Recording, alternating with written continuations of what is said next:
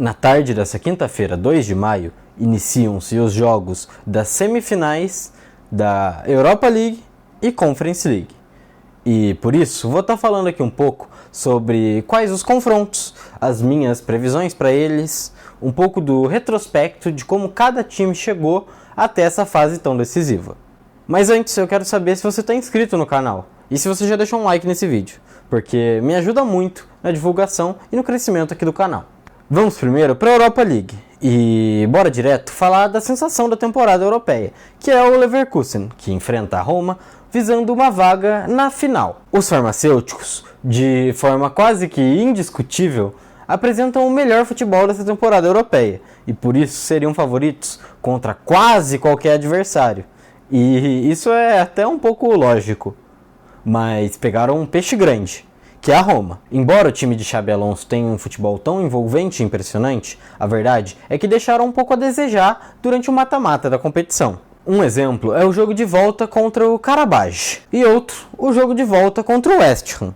Jogos esses em que a invencibilidade na temporada do Leverkusen ficou muito ameaçada. Neles, conseguiu fazer gol nos acréscimos, para impedir derrotas que seriam eminentes. Inclusive contra o Karabakh, foi uma virada nos acréscimos. Falando nisso, o Leverkusen é o time que mais faz gol nos minutos acrescidos pelo juiz. Ou seja, é um time que não morre nunca, se recusa a perder. Se em alguns momentos importantes do mata-mata ficou uma pulguinha atrás da orelha, a fase de grupos com certeza não deixou nenhuma dúvida da qualidade que o Leverkusen tem. Ele passou vencendo todos os seus jogos. E olha que o grupo nem era tão fácil assim, porque tinha o Molde, da Noruega, o Häcken, da Suécia, e o próprio Karabakh, do Azerbaijão. No mata-mata, como eu já disse, eles conseguiram a classificação para cima do Karabakh e do West Ham. É verdade que o Leverkusen foi pouco testado no altíssimo nível europeu nessa temporada, principalmente na Europa League. Mas pelo futebol apresentado, principalmente na Bundesliga, que é o campeonato alemão, que inclusive já são campeões, e por essa recusa impressionante, quase mística, que esse elenco tem de perder, eles se tornam os principais favoritos. E esse, inclusive, seria o seu primeiro título a nível europeu, já que perdeu a final da Champions para o Real Madrid lá no início do século. Se quer saber um pouco mais dessa história, eu tenho um vídeo sobre o Leverkusen que eu vou estar deixando aqui no final. Beleza? Vamos agora para o seu adversário na semifinal, que é a Roma, que vem, inclusive, muito embalada por ter eliminado o seu conterrâneo Milan na fase anterior. Esse, sem dúvida, foi o ápice da campanha romana até agora, que, de resto, consistiu em bons jogos, mas com 2 tropeços, que eu tenho que ressaltar aqui. Esses 2 tropeços foram na fase de grupos. E, embora tenham vencido o Sheriff da Moldávia em seus 2 confrontos, a derrota para o Slavia Praga e o empate em casa contra o Servette, da Suíça, cobraram o alto preço de qualificar-se em segundo lugar. Ou seja, teriam que enfrentar nos playoffs para o mata-mata um time vindo de um terceiro lugar da fase de grupos da Champions League, visando conseguir uma vaga nas oitavas. Inclusive, vale ressaltar que esse Slavia Praga, que venceu a Roma, foi eliminado justamente para o Milan no mata-mata. O confronto da Roma nesse playoff foi o Feyenoord, que vem fazendo uma boa temporada no campeonato holandês, que acabou sendo o terceiro lugar em seu grupo na Champions League. Fizeram 2 jogos que terminaram empatados e, por isso, foram para a disputa de pênaltis. Disputa essa que a Roma venceu e, por isso, se classificou para as oitavas. Esse foi o primeiro dos muitos jogos que terminaram seu tempo regulamentar que eu vou falar aqui no vídeo. Muitos deles que, inclusive, foram para pênaltis. O enfrentamento seguinte, nas oitavas, contra o Brighton, foi relativamente simples. Após ter goleado na Itália por 4-0, apenas tiveram que administrar o placar contra uma sensação do campeonato inglês. E na volta sofreram uma derrota consciente por 1-0. Placar agregado, 4-1.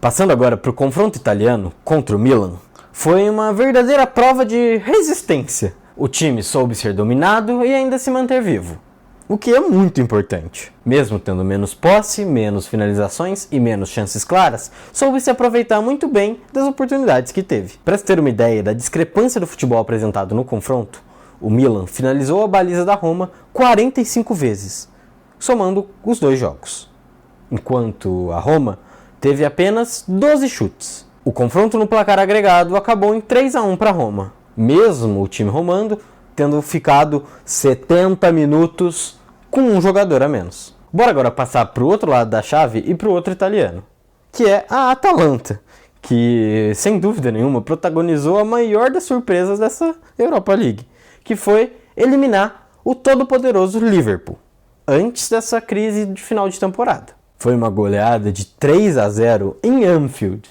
um placar que não é nada comum. Desde então, se não era candidato a título, passa a ser. Partindo para o início dessa campanha, se classificou invicta na fase de grupos, vencendo a sensação do campeonato português Sporting, ou Sporting, o austríaco Sturm Graz e a equipe polonesa Rakol. O grupo era fraco, é verdade, e estava claro que a Atalanta e o Sporting brigariam pela primeira colocação. A Atalanta ficou em primeiro e o Sporting também avançou como segundo colocado, mas o sorteio não quis que ambos continuassem na competição, então colocou logo o confronto Atalanta e Sporting na primeira fase de mata-mata. Um empate por 1-1 em Portugal e um 2-1 em Bérgamo garantiu a classificação do time italiano para enfrentar justamente o Liverpool, que eu tinha citado.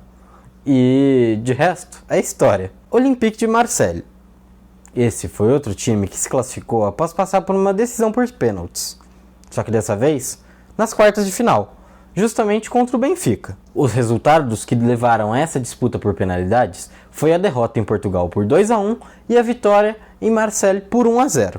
Então, 2-2 no agregado, pênaltis. Em seu outro jogo na fase eliminatória, derrotou o Villarreal por 4-0, sem muito sufoco, criando muito e dominando a equipe espanhola mesmo antes da expulsão adversária. E a derrota por 3-0 foi pouco, tendo tomado 25 finalizações a gol só nesse segundo jogo. Mas no último lance, enquanto o Villarreal pressionava, Marseille conseguiu uma bola e fazer o 3-1, que fechou o caixão e garantiu a classificação francesa, após tomar esse sufoco de 3-0. Por ter se classificado como segundo colocado no seu grupo, você já sabe, teve que enfrentar um time da Champions no playoff. No caso, o confronto foi entre Marseille e Shakhtar Donetsk. Um 2-2, fora de casa, e uma virada em casa por 3-1 garantiu a classificação do Marseille. O grupo que os levou a classificar em segundo foi Brighton, Ajax e AEK Atenas. A única derrota do Marseille no grupo foi justamente para o outro time que era mais tido como favorito, o Brighton. Agora, o Marseille faz essa semifinal contra a Atalanta, visando conquistar mais um título europeu, já que o Marseille já foi campeão da Champions League há mais de 30 anos atrás. Ambas as semifinais da Europa League prometem entregar muito entretenimento e são dois confrontos muito interessantes. O jogo entre Leverkusen e Roma é o time que mais cria chances ofensivas e tramas envolventes contra uma defesa que soube se portar muito bem e conseguiu aproveitar muito as chances, sendo muito eficiente. E o confronto entre Atalanta e Olympique de Marseille deve ser com muitos gols, já que ambos os times se lançam para o ataque e têm boas médias nessa temporada. Por isso, vai ser legal de acompanhar os dois jogos. Eu acho que vale citar que a primeira semifinal que eu falei vai ser decidida na Alemanha, na casa do Leverkusen, e a outra na Itália, na casa da Atalanta. Tendo passado pelos confrontos da Europa League, bora falar um pouco da Conference agora. Mas antes de passar para a Conference, eu vou te perguntar, você já deixou o seu like? Se sim, bora continuar. Que é a minha mais nova queridinha. E não só minha, mas de muitas das pessoas que gostam do futebol um pouco mais alternativo e fora só das grandes ligas. Justamente porque ela oportuniza muitos desses times que são mais desconhecidos ou que a gente vê e escuta menos durante a temporada. A primeira semifinal é entre Fiorentina e Clube Bruges, que vamos desmembrar logo logo, e a segunda entre Olympiacos e Aston Villa, sendo que as definições são na Bélgica e na Grécia, respectivamente. Começando pela Fiorentina, a única equipe invicta ainda viva na competição. O time de Florença venceu na fase de grupos seus dois confrontos contra o pouco competitivo Kuratsic, da Sérvia, que foi saco de pancada do grupo, não venceu nem empatou nenhum jogo, só perdeu. Isso foi após um início com 2 empates contra o Ferencváros e contra o Genk da Bélgica. A invencibilidade, bem como a garantia do primeiro lugar do grupo, vem nas últimas 2 rodadas, com a vitória contra o Genk e um ponto muito importante trazido da Hungria contra o Ferencváros. Na fase eliminatória, enfrentaram o Maccabi Haifa de Israel, que embora não seja europeu, é filiado à UEFA, que é a organização europeia. No confronto fora de casa, marcou um gol no último minuto, que foi importantíssimo. Afinal, foi o da classificação, após o empate em solo italiano na volta. Nas quartas, o adversário foi o Viktoria Pilsen, da República Tcheca, time para o qual eu tiro meu chapéu por conta da campanha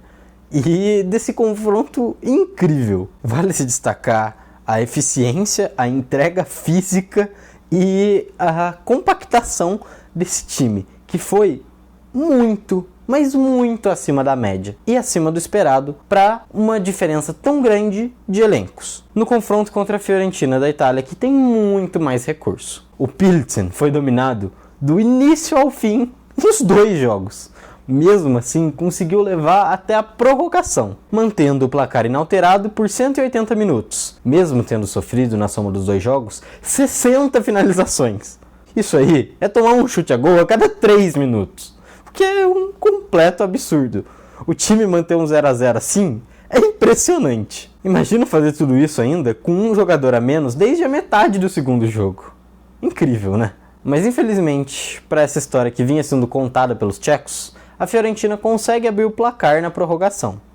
E nisso, eles tiveram que se lançar completamente ao ataque, com 1 a menos e desmantelados pelo desgaste físico. Embora não tenham feito um jogo perfeito, merecem muito respeito. Inclusive, a atitude do capitão da Fiorentina foi muito nobre. Biraghi dedicou o prêmio de melhor em campo a todo o time do Pilsen, que realmente foi muito acima das expectativas e quase conseguiu fazer uma história inacreditável. Comparado a esse jogo do Pilsen, o Real Madrid tomando sufoco pro City é um passeio no campo.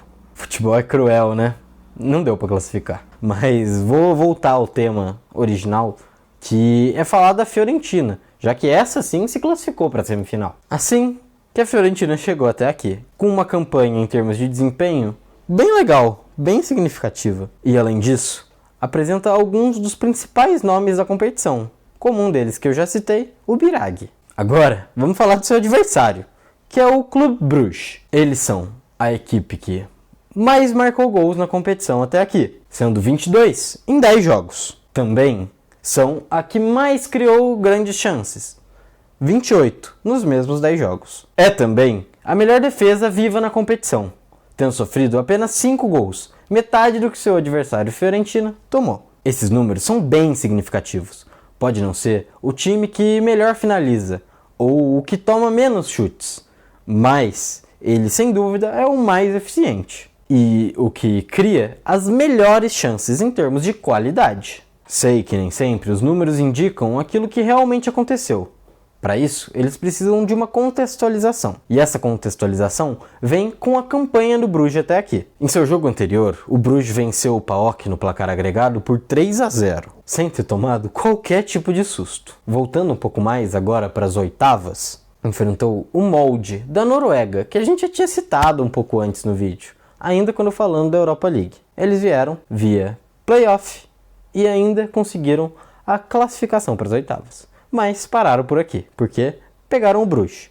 Inclusive, o Molde, que é um time bem competitivo, conseguiu ser o único a marcar mais de um gol no Bruges no mesmo jogo, tendo vencido o primeiro jogo em casa por 2 a 1. Mas no jogo de volta, o Bruges consegue reverter esse placar sem tanta dificuldade, fazendo um 3 a 0 e se classificando de forma bem positiva. Falando da sua classificação na fase de grupos, o Bruges caiu num grupo bem difícil. E mesmo assim, passou invicto, com 16 pontos. Na prática, um grupo que era difícil, o Bruges fez ficar fácil. Seus adversários foram o Beşiktaş, da Turquia, o Lugano, da Suíça, e o bom Bodo Glimt, da Noruega. Bodo esse que, aliás, liderava várias das estatísticas que eu citei para o Bruges antes da sua eliminação na competição, para você ver o quão ele era forte. Após tudo isso, é óbvio que o Bruges chega como um grande merecedor desse título, com um dos times mais interessantes e empolgantes da Europa, embora não seja lá muito falado. Vamos passar agora, para finalizar, para o outro lado da chave, que é o confronto entre Aston Villa e Olympiacos, começando pelo Villa. Dos times da Conference, esse Villa possivelmente foi o com o melhor desempenho na temporada em geral, não só nessa competição. Ainda na pré-Conference League, goleou o Hibernian, da Escócia. Teve um início na fase de grupos um pouco devagar, com a derrota para o Legia Varsóvia da Polônia. Mas logo depois consegue a vitória para cima do Zrinjski e 2 outras vitórias para cima do AZ da Holanda. Empata seu último jogo na Bósnia contra o Zrinjski, jogando com reservas, num jogo planejado. Afinal, para perder a classificação, bastava ele não sofrer uma goleada histórica na Bósnia e também que o AZ não sofresse uma derrota por muitos gols de diferença para o Legia. Seu primeiro confronto eliminatório na competição foi contra o Ajax, um time que vem de uma das piores crises que já viveu nesses últimos anos, mas que ainda tem muita tradição, muito mais que o próprio Villa. Com isso, ainda consegue o empate na Holanda, mas na Inglaterra, em Birmingham, não tem jeito. Toma um 4-0 e fica pelo caminho. Seu confronto mais recente pelo mata-mata foi contra o Lille, da França, e que muitos consideraram uma final antecipada para essa competição, para ser bem sincero.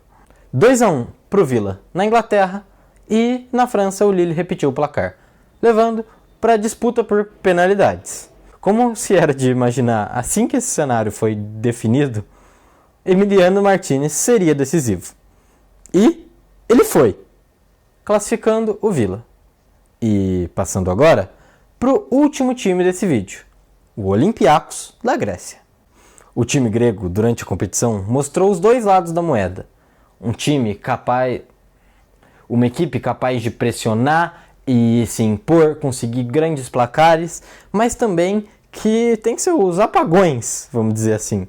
E esses apagões quase custaram muito caro em seu último confronto, contra o Fenerbahçe.